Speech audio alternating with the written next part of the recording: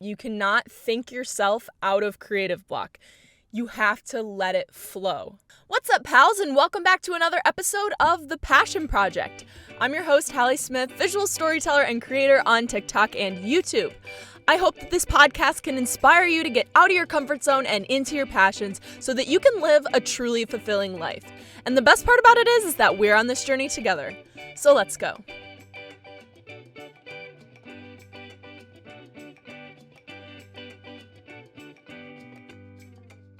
Hello, podcast beans, and welcome back to another solo episode.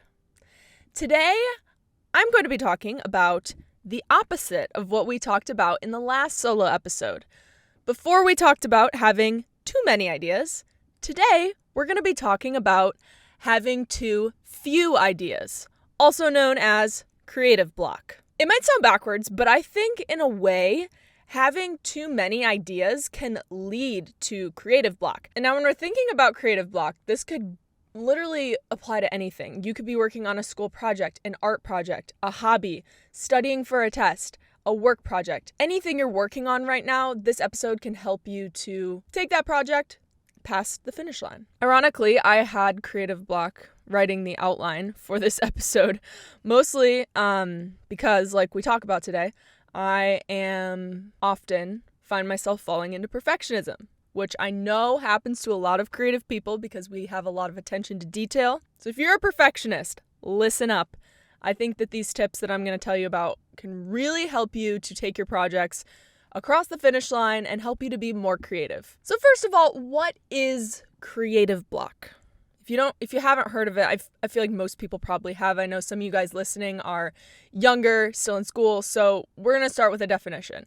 So according to Masterclass, creative block is an overwhelming feeling of being stuck in the creative process without the ability to move forward and make anything new. You might find yourself staring at your computer screen or the blank page, struggling to take the next step.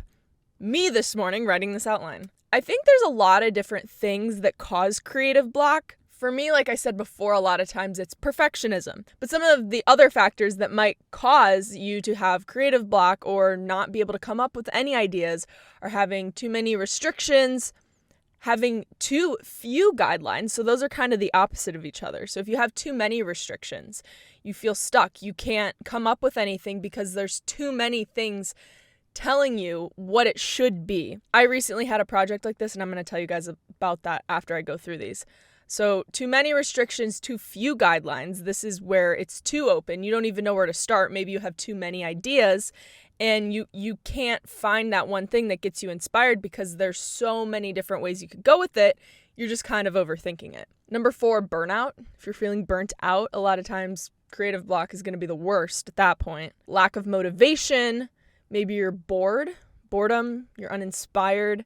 You just don't really have any ideas. You don't have anything that's making you feel excited about creating.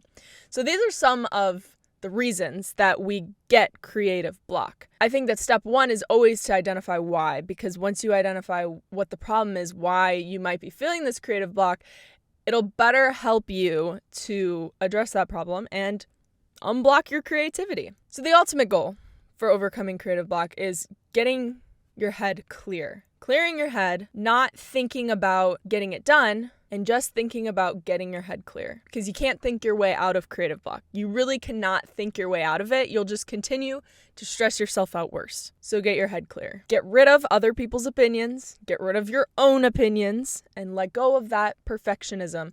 So the story I alluded to earlier, I recently had a project with a brand. And this brand gave me extremely strict guidelines to work within. I had to say things a certain way. I had to make sure to, touch on like 7 different points in like a really short amount of time. But I was also supposed to be creative and put my own spin on the video, put my own personality into it, my typical video style. So I felt really restricted, and this led to a point of total creative block. Now, in my situation, I had a deadline. This was, a paying brand, a client. So I had to come up with something. And my perfectionist brain was immediately kicking in and telling me, this needs to be perfect, you gotta perform well, you gotta make something that both your audience is gonna enjoy and the brand. But I also have to stick to all of these guidelines. And so because there were so many restrictions on the project and I was trying to make it perfect, I couldn't think of anything. And if you watch my videos, you know that I don't keep it simple. Not simple, but like I don't often make videos where I'm just sitting there, obviously besides the podcast, but where I'm just sitting there talking to the camera. My videos have editing, they have a storyline. A lot of times I write a script. I didn't want it to be something that was just talking to the camera and saying what they wanted me to say. I wanted to put my own spin on it. And so I was at this point of no ideas. I couldn't come up with anything, but I needed to have it done by the end of the day. Realistically, this should have taken me, in my head, and this is kind of the limiting belief that we get a lot of times when you have creative block. In my head, it should have only taken me an hour to write out the script and send over the concept. But it took me all morning and more. It actually took me the whole day, and I ended up having to push back when I submitted because I couldn't think of anything. So at the end of this, just to preface how this story ends, I ended up coming up with something that I think is actually a really creative way of handling it and telling the story and sticking to all these restrictions, but also still putting my own video style and creative twist on it. And so the way that I did this, I had this morning blocked off, thankfully. I didn't have much going on, although I wanted to get it done in like an hour. So number one, what you want to do if you're feeling creative block is step away. You cannot think yourself out of it. You cannot think yourself out of creative block. You have to let it flow. This is the time when breaks are really productive. I've talked about that before on this podcast, that breaks can be super productive, although they don't always feel like it because you feel like you're doing nothing. But here's an instance where breaks can be productive. And you want to do something that puts you in a state of flow. So for me, when I was having this issue this morning, I went on a long walk outside. Some other things you could do are meditate, work out, do yoga, painting, anything that you really enjoy doing, that when you do it, you kind of go into a state where you don't even think, you're just doing and expressing. It's a flow state if you haven't heard of that before. So step one, get into a flow state and step away from whatever you're working on. Number two kind of ties into this, but be present. This goes hand in hand with mindfulness. If you've never heard of mindfulness, check out the Headspace app. I know I've talked about this on here before, but I use it all the time to meditate and to practice mindfulness. So as you're being present, you really want to just tap into the moment. Look inward. Creativity comes from within. So observe your surroundings, observe the details of them. What color are the leaves? What pattern is on the leaves? What noises do you hear going on around you? The most quiet noise you can hear. Like, try and listen for that. These are little things that will bring you into the present moment and help you to just kind of observe and further clear your head if maybe you're having a hard time getting into that flow state. And so when I was having this issue, I went on a walk and I was trying to be present. I was looking around. I was thinking about taking a look at the person walking across the street in front of me. I was listening to the cars driving on the other side of the street. I was noticing plants on the side of the road, like things that you wouldn't typically notice because you're just kind of going and you're thinking and you're in your head. So becoming present, stepping away. Number three, once your head is clear, you want to do something that inspires you. Most people have like idols they look up to, maybe people who create artwork that you really enjoy. Maybe it's a TV show you enjoy with humor. It can be a lot of things. You can get inspired by anything, which is why I really like, random side note, but this is why I really like my Inspired By series, where I say making a drink inspired by my outfit, making this inspired by that. Like, everything is inspired by something, and you can get inspired by anything if you step away and get present. Look for inspiration. Intentionally do things that get you inspired. Look up people that make you feel inspired. Back to the story for this campaign I was doing, I needed inspiration in terms of the brand. So I'm not going to talk about specifically what brand it was, but if you follow me on YouTube, you probably saw the video. So I went to the store that the brand was, and I just walked around. I literally felt so random because I just went into the store and I just wandered around for like 30 minutes looking at everything on the shelves. And it's not Target, like I know you guys are probably thinking. So it's not somewhere where you're just going to typically wander around. So I felt super random. But for me, I wanted to pull inspiration from what it would be like going and shopping there, what people shopping there might think.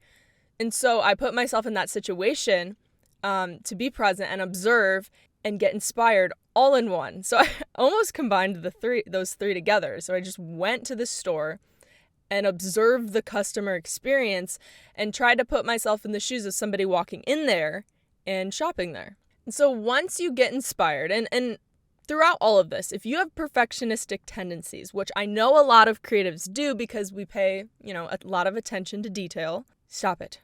I know it's easier said than done. You can't just stop being a perfectionist. Trust me, I know, because I am.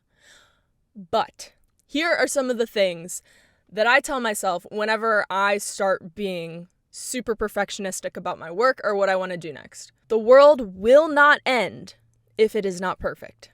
Number 1, perfect is subjective. Nothing is ever perfect. That is made up by your mind. Perfection isn't real. You are and will always be your biggest critic. What would be the worst possible scenario if I bombed this? What are the consequences of doing nothing? Because not making a decision is a decision. What if this were my best project yet? And what if I accidentally, on purpose, by making a mistake or messing up, discover the coolest thing ever? There's this artist that this actually made me think of, and I know this happens a lot for people and artists that come up with these super creative ideas.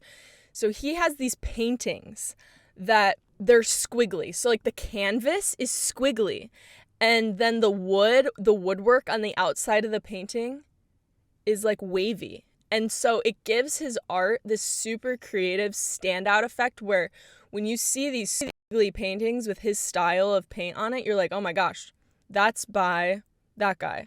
So he actually, his story that they tell you when you go to the art gallery and look at his work is that he discovered that squiggly style on accident. I don't remember exactly what happened, but it was like he over dried the canvas or something like that made it warp and get all squiggly.